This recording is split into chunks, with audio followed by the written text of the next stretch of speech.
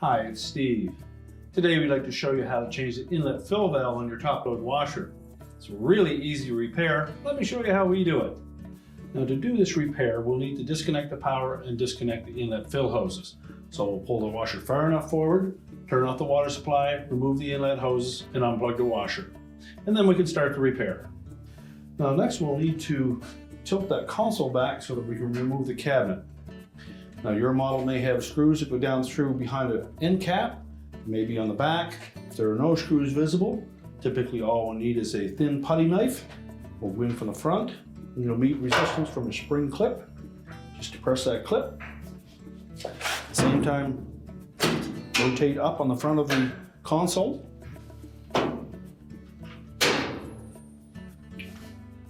Now all we need to do is rotate that console backwards, and it will support itself. Next, we'll disconnect the lid switch harness, release the locking tab, pull the harness away. And our next step will be to remove the two clips that secure the cabinet and main top to the back panel. We'll just take a flat blade screwdriver, go down through the opening at the front of that clip. The screwdriver will fit into a little channel. Bottom of the screwdriver out, and then pivot it forward to release the spring. Basically putting our screwdriver in there and releasing that clip where it hooks onto the cabinet on this edge. And the same on the opposite side. And we'll set those aside. Now next we'll raise the lid on the washer, and we'll just grasp the inside edge at the top. We'll tilt it slightly towards us. Now with it tilted forward, once we clear that water inlet, we're going to lift that cabinet away from the base frame and set it aside.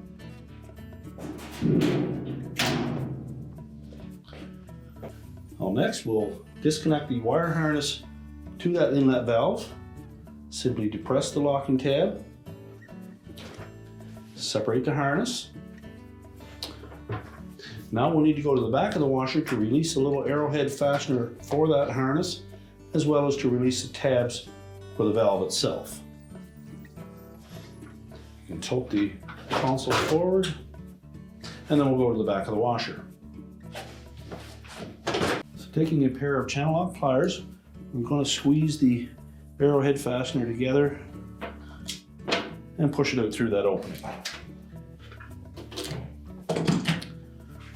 Now we'll also release these two bottom clips on that water valve bracket. Simply press those back into the cabinet. You can then rotate that console forward. Now with those two clips pushed in, I'm going to lift up on that valve and pull the assembly right through the back of the cabinet. And we can discard the old one. Now when installing the new valve, we want to make sure that these two clips on the bottom are positioned into the lower holes first. Line up the inlets to the hot and cold water solenoids.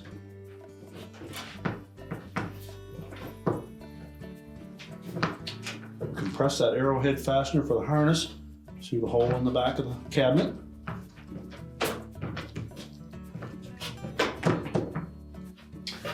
And just rotate that console forward.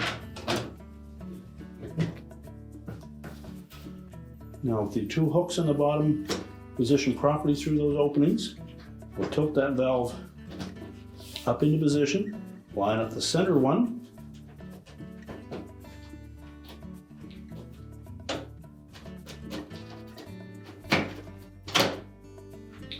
and then snap it into place. Two tabs on the bottom should pop into that square opening, as well as the two on the top. That will lock that valve into place. And now we can put the cabinet back on. Now as we position that cabinet over the base frame, again we want to make sure that that bottom lip at the front of the panel goes in underneath the base frame. And then while looking down through that lid opening, we can see where those two hooks are on the base. line that up top. Tilt the cabinet back. Also make sure that we pull that back panel forward enough that the cabinet will sit down over the fill valve. Then just check the rear corners to make sure that they dropped into place.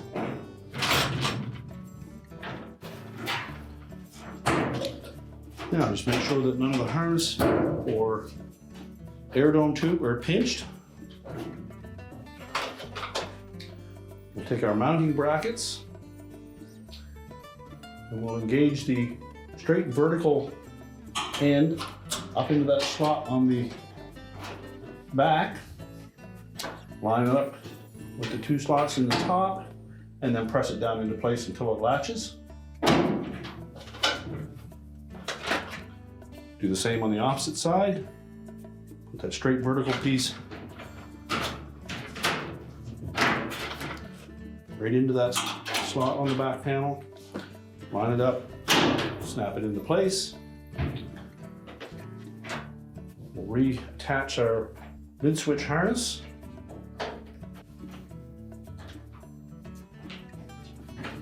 Make sure that locking tab engages. Now we'll rotate that console into position. We'll make sure that we hook the rear of that console, those 2 little hook-shaped feet, into the rear holes on the main top. And the spring clips will fit into the larger holes towards the front. Make sure the back panel is tucked up in underneath the top of the console. Line up those rear legs.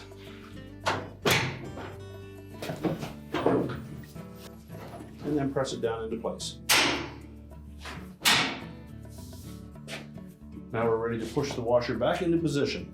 Now with the washer pushed back sort of into place, we'll reconnect our fill hoses, turn on our water supply, make sure we have no leaks, reconnect the power, push the washer back into place, and our repair is complete.